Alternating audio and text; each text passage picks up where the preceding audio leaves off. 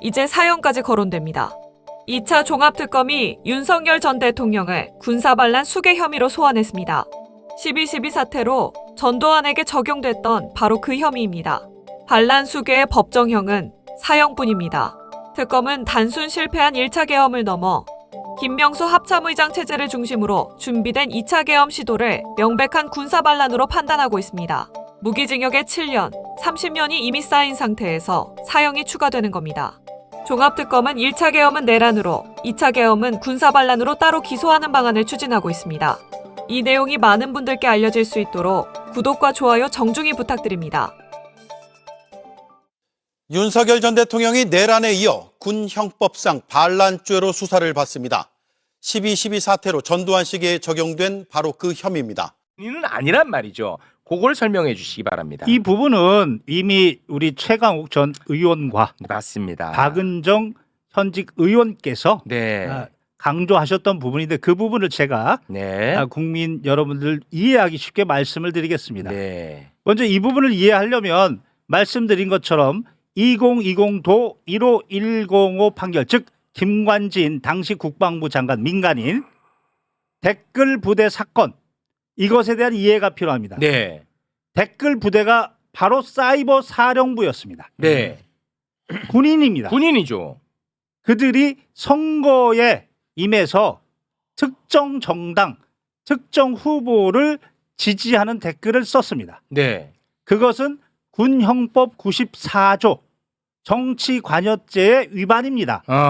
군인들에게는 특별하게 네. 정치적 중립성을 강조하는 처벌 규정이 있습니다. 네. 물론 형법에는 없습니다. 네. 그런데 김관진은 당시 국방부 장관 민간인이기 때문에 군형법 적용이 안 될 것 같은데. 그렇습니다. 그 주장을 한 겁니다. 네. 그것에 대해서 1심인 서울중앙지법 뭔 소리냐 유죄, 서울고등법원 역시 뭔 소리냐 유죄, 대법원 판결 2020도 15105 판결까지 유죄라고 했는데 네. 그 이유가 뭐냐면 군형법 유죄, 그렇죠. 민간인한테 군형법 무죄. 오. 그 이유가 뭐냐 들어봅니다. 군인들은 손과 발이었다. 예. 지시한 사람이 민간인인 국방부 장관이다. 군인들만 처벌하고 네. 지시한 사람을 처벌하지 않는다. 일단 형평성에 큰 문제가 생긴다. 그렇게 보입니다. 군형법 4조를 보면 군형법에 특별히 규정이 없으면 다른 법률을 적용한다. 이 다른 법률이 바로 형법이고 형법 33조 1항에 이렇게 되어 있습니다. 신분으로 인하여 성립되는 범죄, 즉 군인이기 때문에 군형법 반란죄가 성립되는 경우 네. 신분이 없는 사람이 즉 민간인이 네. 신분 있는 사람과 함께 사이버 사령부 군인들에게 모의하고 네. 그리고 범죄를 저질렀다 지시하고 기능적으로 행위 지배하면 그 민간인도 신분 있는 사람의 형으로 처벌한다. 그래서 김관진도 민간인이지만 그가 지시했고 군인들은 손발이었기 때문에 바로 군형법 4조 그리고 형법 33조 1항에 따라서 김관진도 군형법이 적용됐다. 그 대법 판결이라는 말씀입니다. 그렇죠. 자, 그러면 윤석열도 민간인이지만 군형법의 처벌 대상자가 될 수 있다. 자, 내란죄라 반란죄라 본질이 같습니다. 네. 국헌 문란 목적에 폭동이 일어나는 겁니다. 다만 반란죄는 군인이 병기를 휴대하고 총기를 휴대하고 이 부분에서 군인인데 병기를 휴대하지 않으면 내란죄가 되는 겁니다. 군인인데 병기를 휴대해야 됩니다. 그 차이가 있을 뿐이고 형량이 가중됩니다. 자, 사건을 보면 대통령인 민간인 그리고 국방부 장관 김용현 민간인. 그런데 그날 12.3 구체적인 모습을 보면 곽종근, 이진우한테 총을 쏴서라도 그거 올려주세요. 총 쏴서라도. 도끼로 문을 부숴서라도 그 국회의원을 끌고 나와라. 그렇지. 국회 기능을 봉쇄시켰고 네. 봉쇄 시도했고 당시 특전사 요원들은 총을 들고 갔습니다. 네. 화면으로 다 봤습니다. 네. 병기를 휴대했습니다. 그렇습니다. 수방사 요원들도 총을 휴대했습니다. 그렇습니다. 실탄까지 있었다는 얘기가 있습니다. 네. 실탄 5만 발. 그렇습니다. 따라서 군인인 지금 여인영, 박안수, 또 곽종근, 이진우 모두 신병을 박세영 검찰이 확보하고 기소 자체를 형법 내란죄로 기소했지만 잘못 기소된 거다. 아, 반란죄로 했어야 되네. 군인이고 군형법 그대로 적용되고 병기 휴대했고 와, 씨. 이거를 교묘하게 내란죄로 기소했다. 와. 특검은 이 부분을 그 사실관계는 동일하고 법조 적용만 바꾸면 되기 때문에 공장 변경으로 가능하다. 그래서 네. 이 장군 4명에 대해서 그 실질에 맞는 군형법 반란죄 책임을 물으면 네. 그러면 이 사람들은 바로 윤석열과 김용현의 손과 발이었다. 그렇지. 그리고 지시한 사람이 윤석열, 김용현이었다. 네. 바로 김관질 대크부대 사건하고 똑같은 구조가 되는 거고 네. 군형법 4조 타고 형법 33조 대통령 군인 신분으로 인하여 반란죄가 성립하는 범죄에 있어서 네. 대통령이나 김용현은 민간인이라 하더라도 그 군인들과 함께 지시하고 범죄를 저지른 경우에는 군인들과 똑같이 적용된다. 군형법 5조 아. 반란죄가 성립이 되고 반란죄형이 적용이 되고 네. 이때 1호 우두머리는 어. 가중이 돼서 법정형이 사형밖에 없다. 아, 선택지가 없어요? 법정형이 사형밖에 없고 하나 더 충격적인 건 군형법에서 3조는 사형의 집행 방법은 참모총장이 정하는 장소에서 총살이다. 저는 규정을 말씀드렸습니다. 그리고 이것은 모두 대법원 판결 2020도 1호 105 판결에 근거한 것이고 그런 기준으로 보면 이번 박세연 검찰 특수본의 기소는 전면적으로 재검토돼야 된다. 와, 우리 놓쳤네.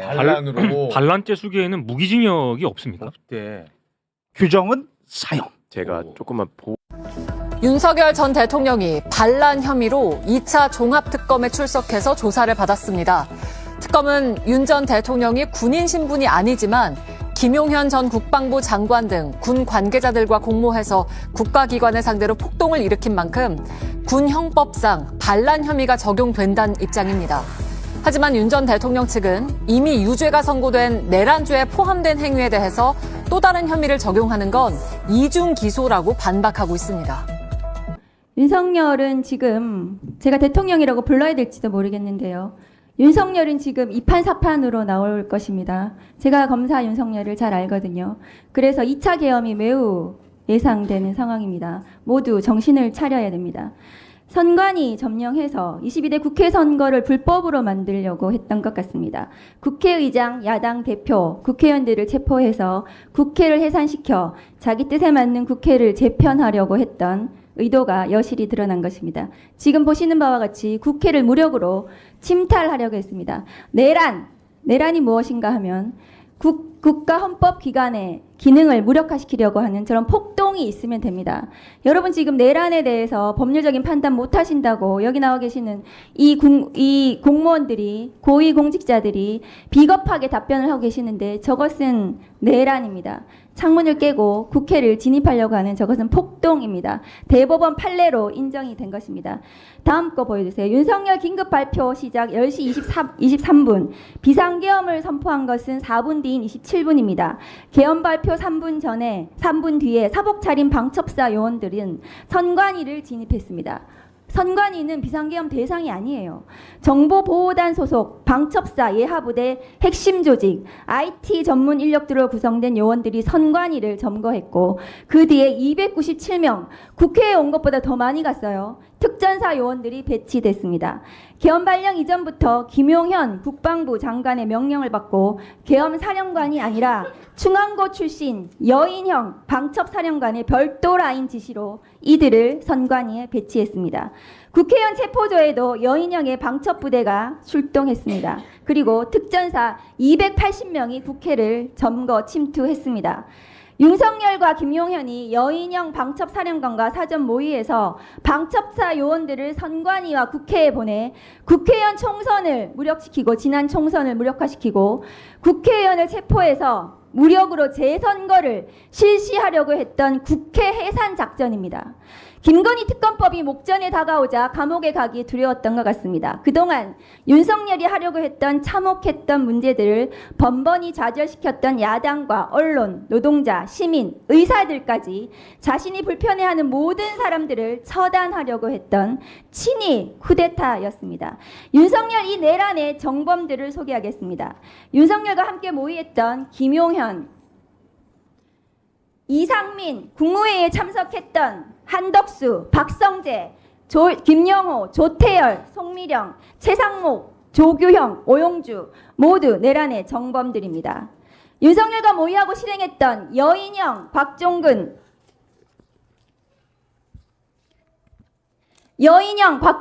이진우 군인들은 모두 형량이 총살밖에 없는 국가반란 정범들입니다. 그리고 계엄사령관으로 임명되었으면서 계엄군이 출동한 것을 방기했던 박안수 계엄사령관도 국가반란, 군사반란의 정범들입니다. 이것은 이 대상 범죄들은 총살형밖에 없습니다.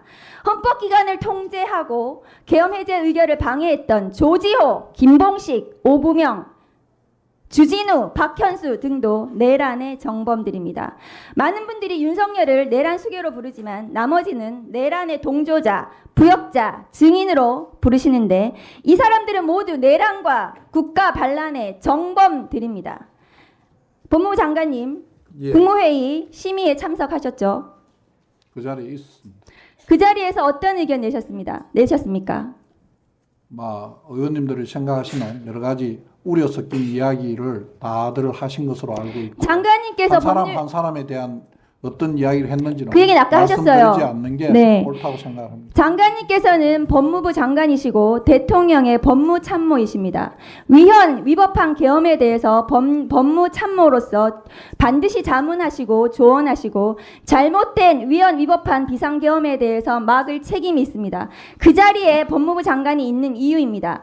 법무부 장관이 그 일을 하지 않은 것은 직무유기입니다. 만일에 지금 대통령이 법무부 장관의 그런 반대 의견에도 불구하고 지금 이런 위법한 쿠데타, 친위 쿠데타를 감행했다면 그 부분에 대해서 대통령 윤석열은 역사의 책임을 져야 될 것입니다. 그런데 지금 서울대검찰청에서 특별수사본부를 구성을 했다고 하는데요. 장관님 지금 이 자리에서 처음 들으셨다고 하는데 거기에 군사 관계자들이 같이 들어가야 됩니다. 지난 조현천 기무사령관이 박근혜 정부 당시에 계엄 문건 작성 관련해서 수사팀이 구성이 됐습니다. 장관님 알고 계시죠? 서울 동부지검에 구성이 됐습니다. 그때 제가 밖에 있어서 자세하게 어떻게 당시에 구성된지 잘 모릅니다. 군대 관계자들, 군 검찰 등 관련자들이 그 수사본부에 들어갔습니다. 이것은 군사 반란이기 때문에 특별수사본부를 구성을 해서 이 내란죄는 검찰이 내란죄의 직접 수사 대상이 아닙니다. 검찰은 직권남용밖에 수사를 못해요. 그러면 검찰과 경찰이 이 수사를 같이 해야 되고 검찰이 경찰을 지휘해야 됩니다. 그리고 군대도 같이 들어가야 됩니다. 군 관계자들도 같이 들어가서 이 군사 반란, 총살형밖에 없는 군사 반란에 대해서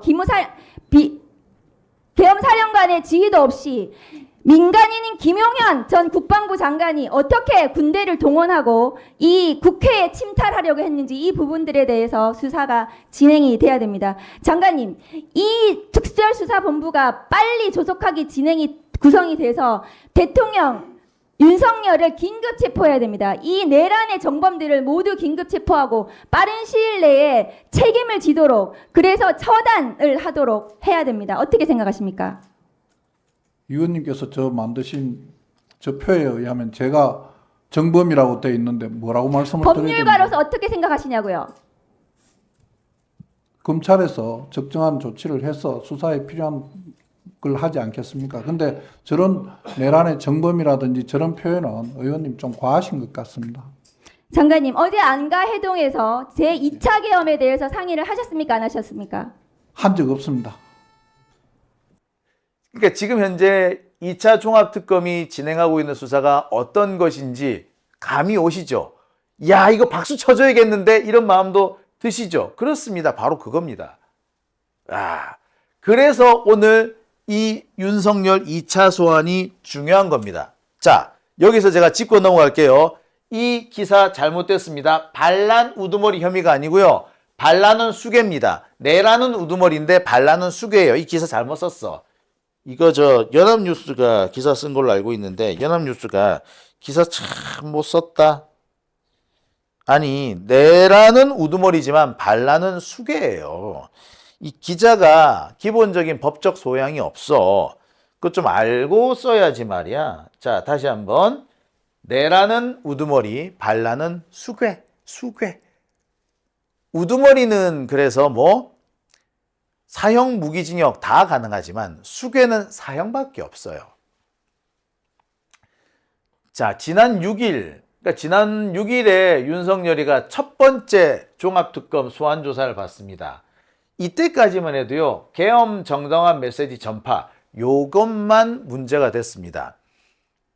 그러니까 종합특검은 지난 6일, 딱 일주일 전이네요. 일주일 전에는 계엄 정당화 메시지, 요 부분에 대해서 집중적인 수사를 했는데 저는 이것도 사실은 뭐라고 2차 계엄, 군사반란의 일종, 그 군사반란의 연장선상이라고 말씀을 드렸습니다. 자, 계엄 정당화 메시지, 일단 윤석열이가 1차 계엄을 해가지고 실패를 했어. 해제가 됐어. 그러니까 윤석열이가 각국 대사관이나 각국 정부를 향해서 계엄은 정당했다라는 메시지를 쫙 보내요. 왜 보냈을까?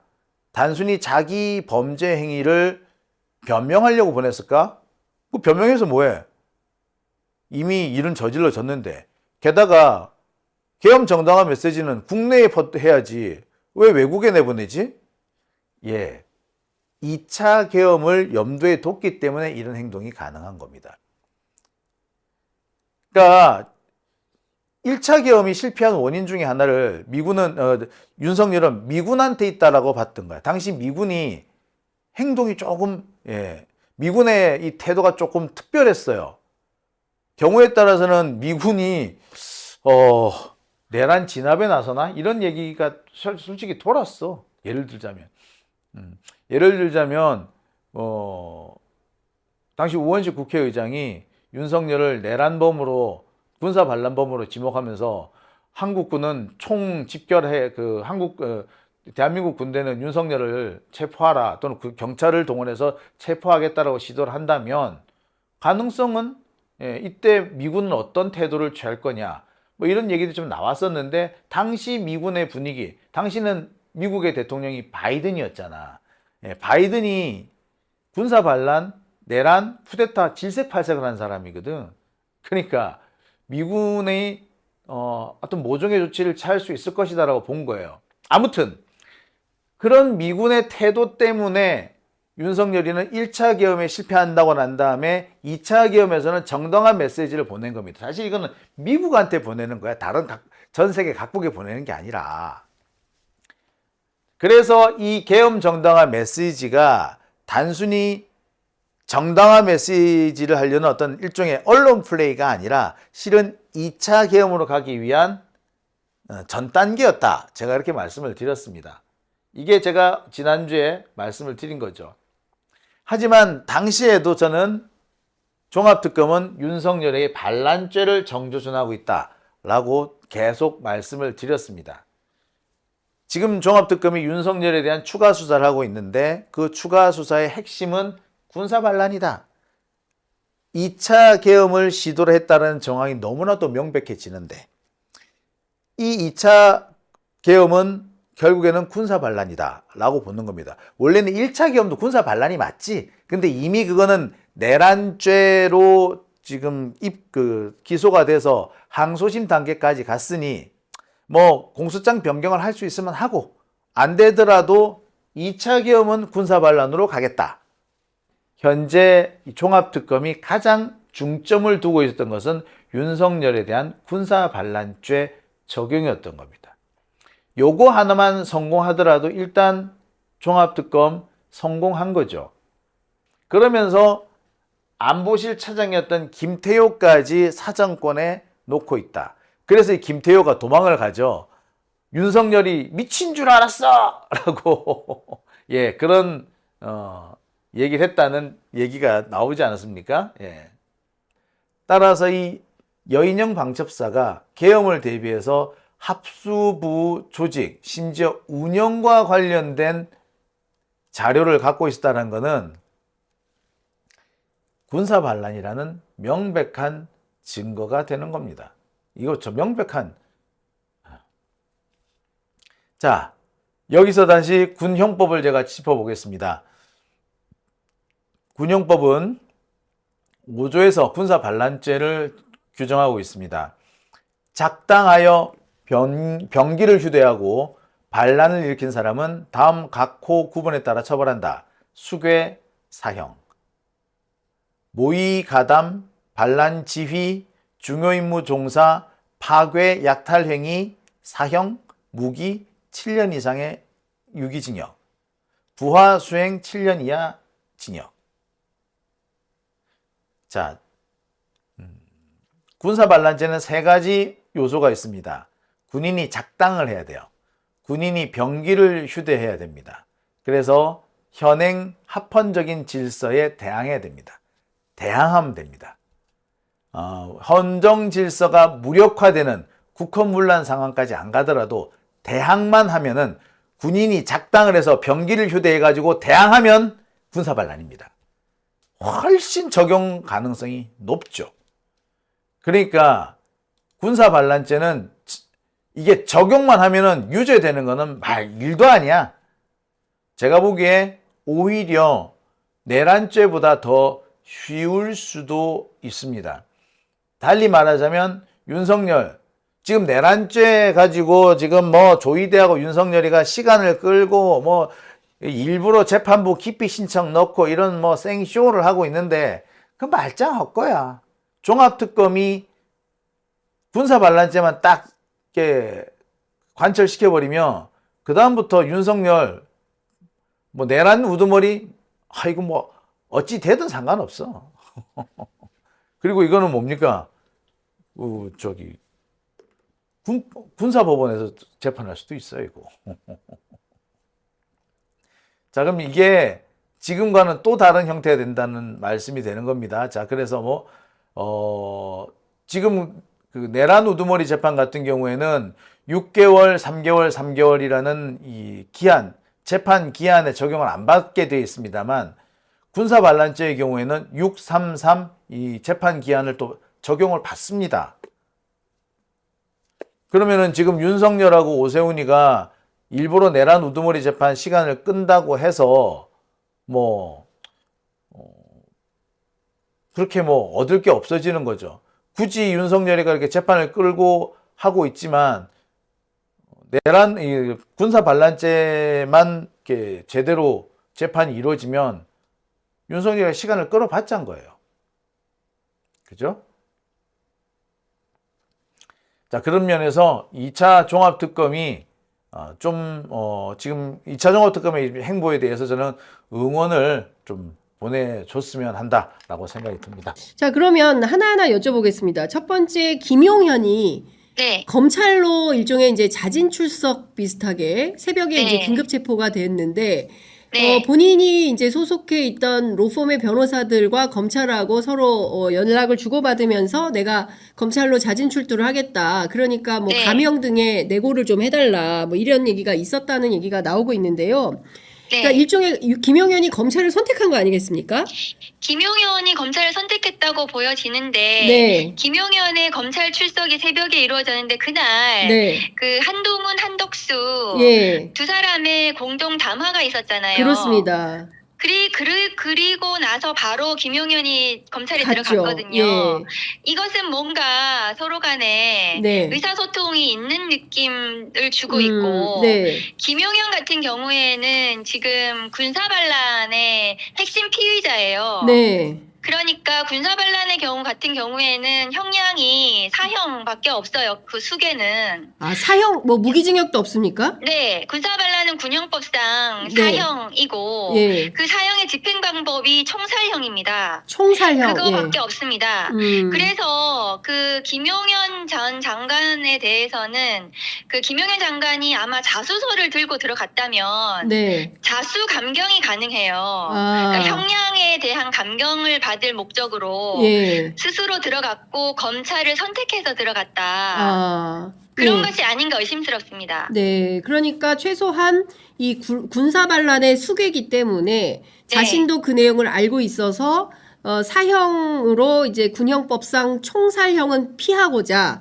자수하겠다는 입장을 가지고 감경해달라. 이런. 그리고 국수본회보다는 검찰이 지금 윤석열 씨에 대한 네. 의사소통이 되는 거 아니겠어요? 그렇습니다. 친윤 검찰과. 네. 그 다음에 지금 가장 윤석열에 대해서 직접 증거를 가지고 있는 사람이 누구예요? 예. 김용현이잖아요. 그렇습니다. 예. 그러니까 거래가 가능하죠. 아, 내고가 가능하다. 예. 네, 국수본 경찰들은 네. 사실은 기소 권한이 없잖아요. 그렇습니다. 이미 내란 우두머리 혐의로 무기징역을 선고받은 상황에서도 반란수계라는 헌정사상 최악의 혐의가 추가되며 헌법 유린 세력에 대한 단죄는 피할 수 없는 현실이 되었습니다. 구치소 안에서 무죄투쟁을 모의하고 수사를 회피하려 해도 헌정 질서를 파괴하려 했던 구체적인 증거와 수집소의 실체까지 확인된 이상 법치의 심판은 더욱 엄중해질 것입니다. 민주주의의 근간을 흔든 자들에게 타협 없는 사법 정의가 실현되는지 우리 시민들이 끝까지 감시해야 합니다. 여러분은 이 사태를 어떻게 보셨나요? 댓글로 여러분의 생각을 남겨주세요. 많은 분들이 이 영상을 볼 수 있게 널리 공유해주시고 구독과 좋아요, 응원 부탁드립니다. 시청해주셔서 감사합니다.